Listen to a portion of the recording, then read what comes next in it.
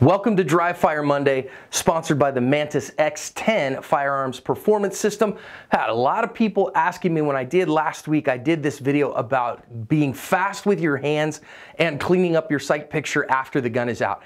And I had a couple people give me a little bit of a hard time for my starting positions. So this week, I want to talk about starting positions, defensive fence, hands up above shoulders, hands down at sides, fig leaf, and those things, and how realistic are they, and are they faster? The new Mantis X10 firearms performance system has all the goodness of the original, plus holster draw analysis and recoil analysis. It's a fantastic upgrade and I recommend it highly. So a couple things about this. Number one, like I say, so I was showing how to, taking shots at longer targets, and what I said last week, go watch the video, was that you want to get the gun out fast and then refine your sight picture and do your stuff. A couple people said to me, but John, you're cheating, you're coming out of the fig leaf, and that's not how real gunfights happen. So there's a couple of ways that we see these begin, okay? So there's a couple of start positions that we see all the time, and these come from competition shooting, right? So it's hand off gun, and we see a couple different things. We either see hands at sides, or you'll see people kind of front to their pockets a little bit. We see defensive fence, so hands up in front of you, like, hey man, I don't want any problems.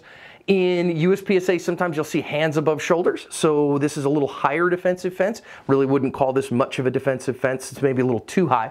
Or sometimes even hands on brim, just to get them out of the way. What we also see, and what I prefer to do, is kind of a fig leaf. So, we're kind of standing security or something like this.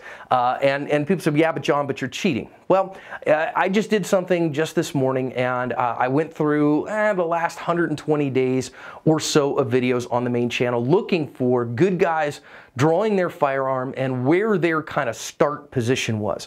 And I can tell you that I did not see a single person that started with their hands down at their side. I did not see a single draw to a shot or a draw to a presentation of a firearm that somebody started with their hands at their sides and then from there went for the gun. I didn't see a whole lot of two hands up defensive fence. What I saw when somebody maybe was like, oh no, it's probably time to go, is I saw a good bit of people push out with their non-dominant hand and put their dominant hand out like they're gonna draw one-handed. Okay, so like they're gonna clear their cover garment one-handed. I saw that not a little bit, a good bit, in fact. And so that one is pretty prevalent. I haven't seen, not a whole lot of El Perez style, hey, hands up, whatever. Now let's talk about the ethic of this. I don't really care. I mean, I saw the most common thing that I saw people do, no joke, is that if they saw any kind of coming and weren't positive it was time to draw the gun, but they were like, oh no, it might be time to draw the gun, or I'm gonna wait my turn. I saw this fig leaf show up a lot. Or if they were carrying strong side, I saw them cheat over to it and get their hand near it so that they could get it out quickly.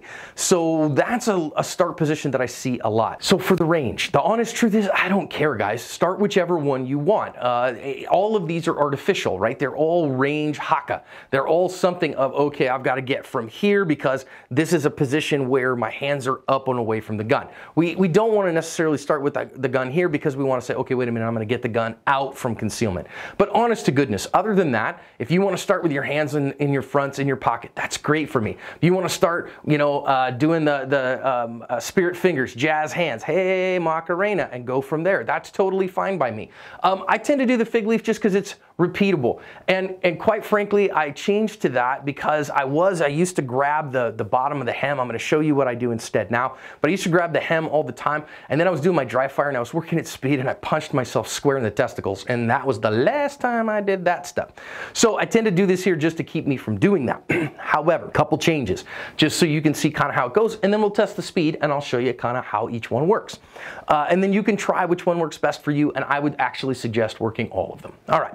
So each one, if I'm in the fig leaf position, I do tend to cheat and pinch just a little bit. So I will pinch and grab a little bit of my shirt. Why? Just because, again, it's a place to start. It's a way to start, makes life easy. If I am not going to do the fig leaf though, so from here, if I'm going to do that, then we've worked on this mechanic before. So I'm going to be very still and very efficient with my motion. I'm going to clear the cover garment, not waste motion with my elbow, clear to the gun, get the gun out, drive the gun out, do the work with the gun, put the gun away. Okay, now then, if I'm going to go from one of the other positions, if I'm going to go from a defensive fence, if I'm going to go from hands up, if I'm going to go from hands at side, I do not go for the hem. And the reason I don't is the hem depends on the length of my shirt, depends on how I'm feeling that day. I could be a couple pounds heavier, have more water retention, whatever. So it changes based on that. And again, I have, you know, important bits and pieces here as a appendix carrier, so I don't want to do that. Also, I have a proprioceptive index that I can find, and that's my belly button. You can do this right now. I know you've got your smartphone out or whatever, but you don't even have to look. Don't look down. Don't even think about it. Take your index finger and put it on your belly button. You can do it all day long, and you don't even have to be taught how to do it. I can just go touch your belly button, and you can. That's a proprioceptive index. You understand where that place is. So if I am coming from a defensive fence, now one of the things that I want you to notice here is that my left or dominant hand, I keep a little bit back here. Hey man, I don't want any problems. And that just gives me my ability for my hands to move together. That's all that does, is lets my hands move together. If I have, if I'm going hands at sides here in front of pockets, I will actually float this one off just a little bit, just to give it a little bit more space. Okay, fine. But either of these ones, if I'm coming from down here, then I'm not going to try to sweep this up because I miss it too often. Instead, I'm going to come up and grab a fistful of shirt at my proprioceptive index, my belly button, twist and come to my sternum. That's where my index is. Get the gun out, do my work, and go to town. If I'm coming from a defensive fence, same thing. I'm going to grab, notice I don't have a whole lot of extra elbow movement, come down and get this. So these are moving at the same time. Come down, get this, get the gun up and go to work. Do all the same things. Now, can we do those as quickly as we can do a fig leaf? Honestly, it doesn't matter if we can. As long as we've got something where we know, okay, I can reliably get the gun out, that's just fine. But let's kind of see a little bit of them here. So what I've done here is I've got my Pocket Pro out right now. We'll mess with the Mantis X in a minute. And I've got my part timer set to a second. So I'm doing some of Steve Anderson's refinement and repetition here. Not running at a super high speed for me, but one of the first drills that he recommends is draw and get a sight picture and prep your trigger. Don't break the trigger, but prep the trigger.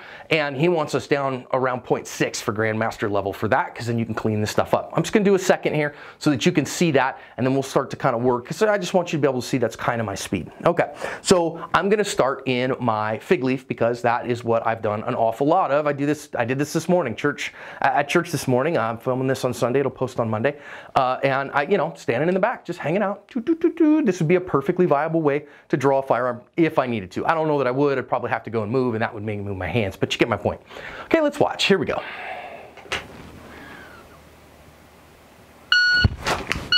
So you can see trigger's prepped, sight, my dot was on my target, gun was out. Let's do another one. Okay, all day long. Probably even a little ahead of it. Now then, notice I already had my grip. Let's go from down here with my hands in front of me. I won't go all the way to the side because the timer, it gets in the way and all that stuff. So I tend to kind of put hands in front of pockets or whatever, but you get my point. We're doing the same thing here, okay? Ah, missed my draw. Try that again. Notice that I had the gun out in plenty of time. Now I changed that there, so you saw the mess, in, the miss in the first one. It happens. I'll leave it in just because that's reality of things, right? I don't miss the draw or the clear from here, but I'll miss other stuff occasionally. Let's try it again. Okay, not the best grip I've ever had on the gun, but you notice I was ahead. Try again. Okay, out there in time all day long. Now let's try the defensive fence.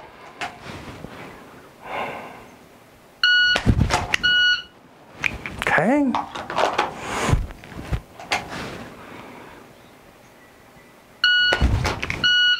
Again, you'll notice I'm out there in plenty of time, and they're all within that 1 second time frame. So I don't care which one you start with. Now, what I would suggest you do is that I would suggest that you practice them, right? Notice I did miss one time in getting my belly button. It does happen. I've missed the other, other stuff with those ones too. Happens to the best of us. But what I want you to see is they're all viable, and you might use them all in different places, okay? And like I do say, I see pretty often people kind of pushing out with their non-dominant hand and then grabbing, at the gun and going a single-handed from here. But what I see them do when they do that all the time is as they start that, then this hand comes back to get two hands on the gun. So I would suggest to you, rather than your non-dominant hand pushing out there, I would actually suggest you push your dominant hand out there. Hey man, I don't want any trouble. So then that way this hand can cheat to here, and when it's time to go, then you just go get the gun and go to work. See how that works? Actually faster that way. So you don't lose any time. That's how I would suggest you practice that. So if you're going to do that, actually put your dominant hand out. Hey man, I don't want any trouble. I don't want any trouble, man. Leave me alone. Then when it's time to go, I just get the gun and go. Okay, this is another great use for the holster draw analysis on the Mantis X10. Got an X10 on a magazine adapter here on my P30. This is Benvolio. And we'll use this. Again, I can't record the screen and do this, so you're just gonna have to kind of listen in. I'm gonna pull out my chair here and set it down, and then you'll be able to hear it do its work. All right, just again, getting a few draws here on the clock now, because it'll give us all of that. Stand by.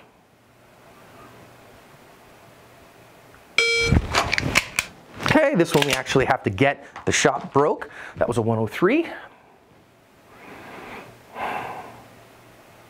Stand by. Good shot there. That was a 9-3.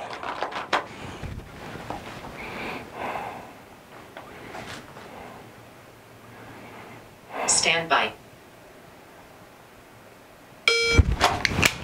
You can tell I practiced this one a good bit. That was a 1 flat. I'm running at, pretty decent speed. I'm not going as fast as I possibly can, but I'm going pretty quick. Stand by. Pretty okay. A little slow, 114. That's what I get for saying, oh, I'm not going as fast as I need to. Stand by. Oh, that was a good one. Okay, actually a little slow, 106. I think it has a bit of a time calibrating that final shot, actually. So I'm going to take a picture of that. Okay, the couple things that I really like here for me personally. You notice that my average time there to the holster, or to the hand on the gun from the beep is a 0.26 at the start of the beep. That's really good. I want to be under 0.3, and that's been a struggle for me. 0.44 to get the gun out, and then I am waiting a little bit at that point, 0.3 to average a total of 1.03. So I need to actually wait less and refine less, which is kind of cool. Now let's change positions. So that was a 103 average on 5 draws. Let's see what we can do. Stand by. Okay, pretty good. 115. Yeah, slow to the gun. 3.6. Stand by.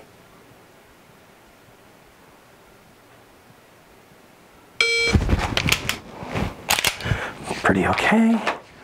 110.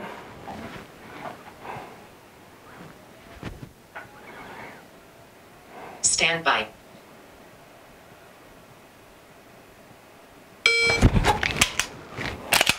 Pretty okay with that. That was a sub-second, so that was a 0.98. And I'm seeing my sights. Stand by. Oh, caught my shirt a little bit there. That was a 108 because I caught my shirt. Rats. Stand by. Okay. All right, let's take a look at that. I'm going to take a picture of that as well. So I was about 0.05 of a second slower to the gun. So that's how much time difference we're really talking here. 0.05 of a second slower to the gun, 0.34 to get my hand on the gun from the beep. I'd consider that minuscule and non-existent. After that, we averaged a 105, again, a low of 0.96. So that is just in the same boat of quickness. So let's now try the hands up in the defensive fence. See how we do with that. Stand by. Okay, that was a 110.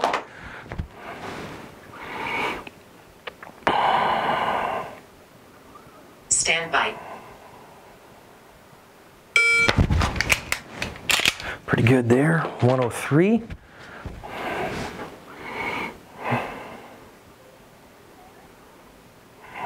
Stand by. Good sight picture there. Oof, 122 took forever. That's because I just took forever with the gun out of the holster. I don't know what my problem was. Stand by.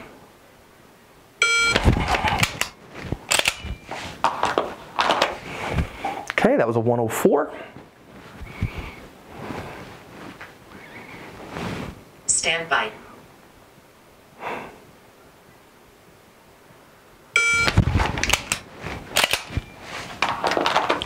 Okay, again, just a little slower still, so now we were talking an average of 0.38 to the hand on the gun. But again, we're talking less than 1/10 of a second between this and this. It's not really a big deal there.